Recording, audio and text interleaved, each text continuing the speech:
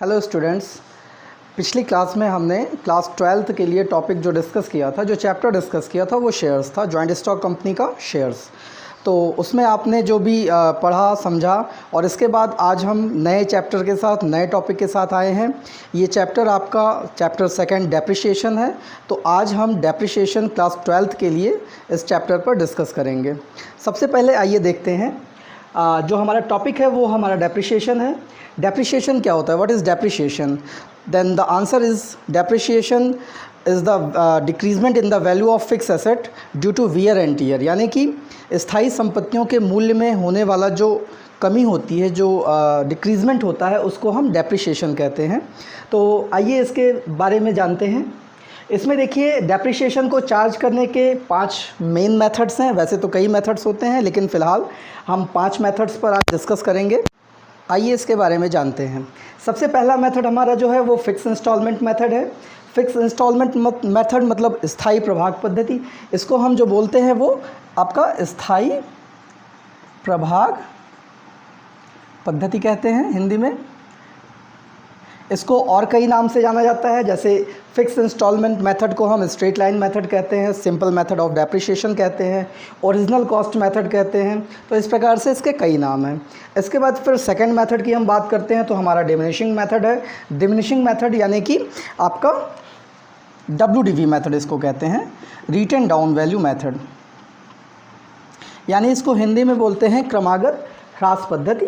यानी कि diminishing method जो आपका होता है वो WDV मेथड होता है, रिटन डाउन वैल्यू मेथड, और इसको हम बोलते हैं क्रमागत ह्रास पद्धति। इसके बाद थर्ड मेथड की बात करते हैं जो कि मिक्स मेथड आप बोलते हो। मिक्स मेथड में देखिए, फर्स्ट 2 मेथड्स का हम मिक्सअप करते हैं, यानी कि फिक्स इंस्टॉलमेंट मेथड और दूसरा आपका जो है वो आपका WDV मेथड। इन दोनों के मिक्सअप को हम मिक्स मेथड कहते हैं।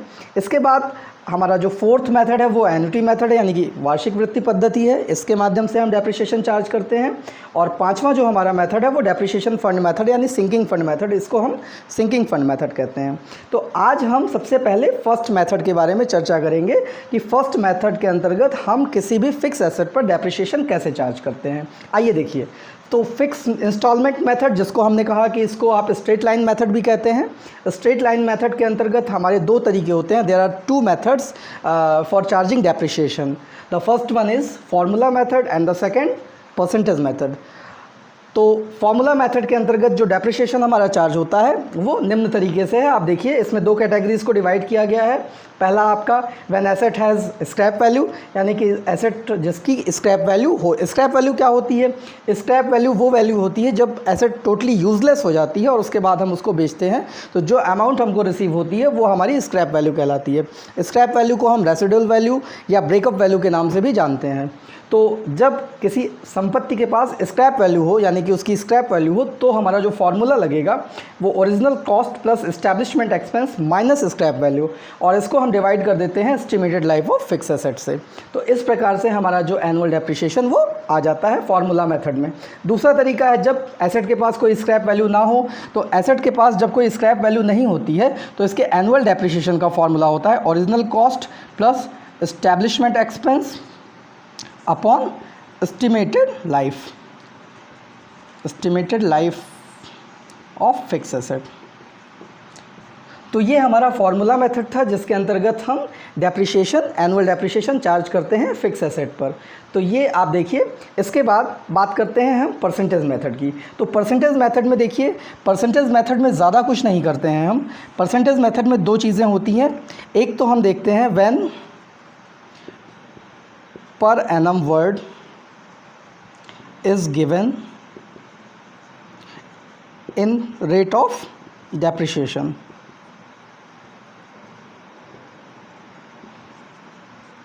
एक तरीका है जिसमें हमारा पर एनम, यानी कि पर ईयर वर्ड या वार्षिक वर्ड, ये आपका डेप्रिसिएशन के रेट में दिया होता है। और दूसरा है when per annum word is not given in rate of depreciation. इसमें 2 तरीके हैं। एक तो आपका रेट ऑफ डेप्रिसिएशन में पर एनम वर्ड दिया हो और दूसरे में ना दिया हो। तो इसमें एनुअल डेप्रिसिएशन का जो फॉर्मूला होगा आपका, एनुअल डेप्रिसिएशन बराबर, देखिए इसमें होता है asset value into rate into months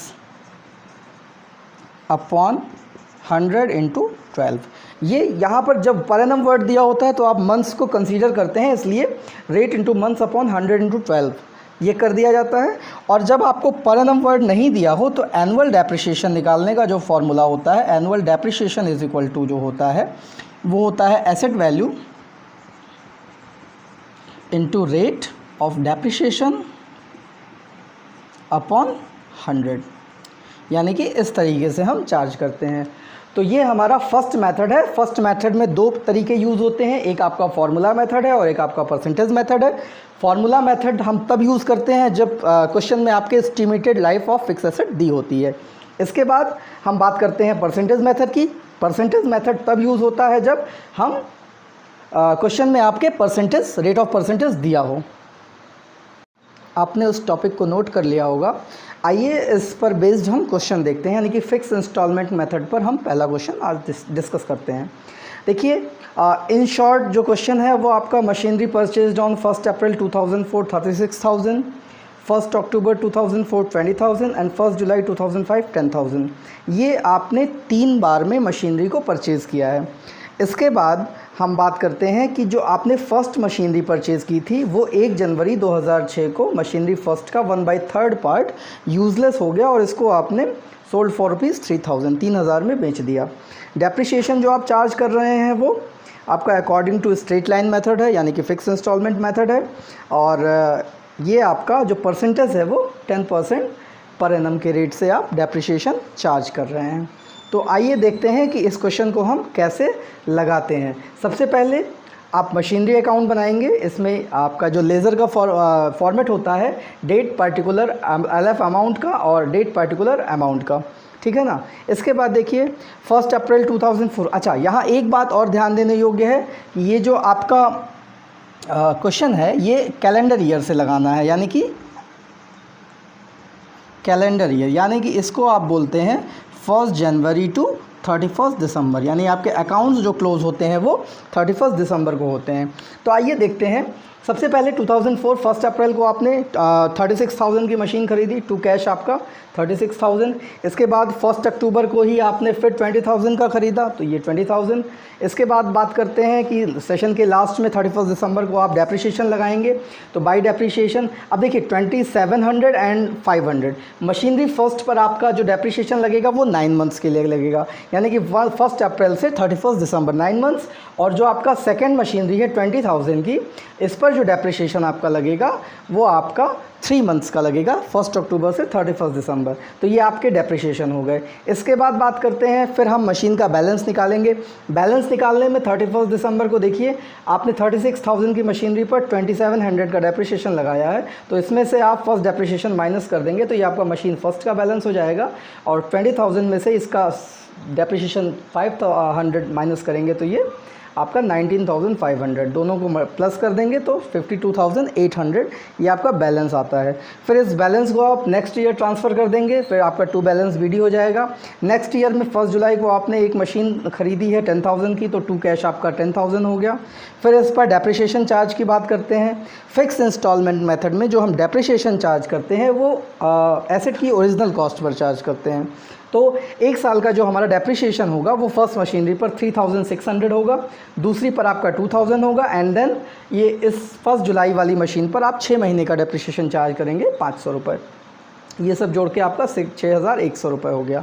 फिर इसी तरह से जैसे हमने पहले बैलेंस निकाला है वैसे इसमें भी बैलेंस निकाल लेंगे। 33,300 में से 3,600 घटा के ये आपका 29,700 आ गया। और इसी तरह से सेकंड और थर्ड मशीन के बैलेंसेस को हम निकाल लेंगे और इसको प्लस करके लिख देंगे। थर्ड ईयर में आते हैं 2006 में। इसमें 1 जनवरी को हमने बैलेंस उतारे। यहाँ पर कोई मशीन परचेज़ नहीं की गई है, बट जो आपने फर्स्ट मशीनरी ख़रीदी थी वो आपकी 1 जनवरी 2006 को यूज़लेस हो गई। उसका 1/3 पार्ट जो है वो यूज़लेस हो गया है। जब भी कोई मशीन यूज़लेस हो जाए और उसको बेच दिया जाए तो उसके लिए हम वर्किंग नोट्स तैयार करते हैं। इसमें हमको देखना होता है कि इसमें कितना प्रॉफिट या लॉस हुआ। तो आइए देखते हैं, यानी कि वर्किंग नोट्स नंबर 1 डाला हमने, उसके बाद कैलकुलेशन ऑफ प्रॉफिट और loss on sale of 1/3 part of machinery first, ये लिखा। अब देखिए total value of the machinery on 1 जनवरी 2006 आपका 29,700, ये यहाँ पर ये आपको 1 जनवरी को ये वैल्यू इसकी है। आपकी मशीन का होल पार्ट ना ख़राब होके 1/3 पार्ट ख़राब है, तो इसके 1/3 की वैल्यू आपने निकाल लिया, तो 1/3 की वैल्यू आ गई 9900। इस वैल्यू यानी कि इसी रेट को, इसकी वैल्यू क्या है 1/3 पार्ट की 9900। इसी पार्ट को आपने बेच दिया है लेस सेल प्राइस 3000 में, यानी कि 9900 के पार्ट जो जिसकी वैल्यू थी उसको आपने 3000 में बेच दिया, तो यहाँ आपका 6900 का हो गया लॉस, यानी कि यह आपका हो जाएगा loss on sale of 1/3 part of machinery first. ये आपका लॉस हो गया। इसको शो करने का तरीका देखिए, पहले तो बाई कैश करके जो आपने कैश लिया है उसको 3000 दिखा देंगे, उसके बाद जो आपका लॉस हुआ है वो बाई स्टेटमेंट ऑफ पीएल में 6900 चला जाएगा। फिर जो रिमेनिंग मशीन है आपकी उस पर आप डेप्रिसिएशन चार्ज करेंगे। तो देखिए डेप्रिसिएशन चार्ज करने के लिए जो फर्स्ट मशीन है इसका 1/3 पार्ट आप बेच चुके हैं, 2/3 पार्ट पर आप डेप्रिसिएशन चार्ज करेंगे, बट जो 2/3 पार्ट आपका होगा उसकी ओरिजिनल कॉस्ट लेंगे हम। तो यहाँ से जब 1/3 पार्ट आपका माइनस होगा तो 36,000 में से 12,000 आपका माइनस हो जाएगा, 24,000 होगा, और 24,000 पर जो 10% आप लगाएंगे तो डेप्रिसिएशन आपका 2400 हो जाएगा। इसके बाद आप सेकंड मशीन, थर्ड मशीन जो है उसको एज इट इज़ आप डेप्रिसिएशन लगा देंगे, यानी कि सेकंड मशीन पर 2000 और थर्ड मशीन पर आपका 1000, ये डेप्रिसिएशन हो गया।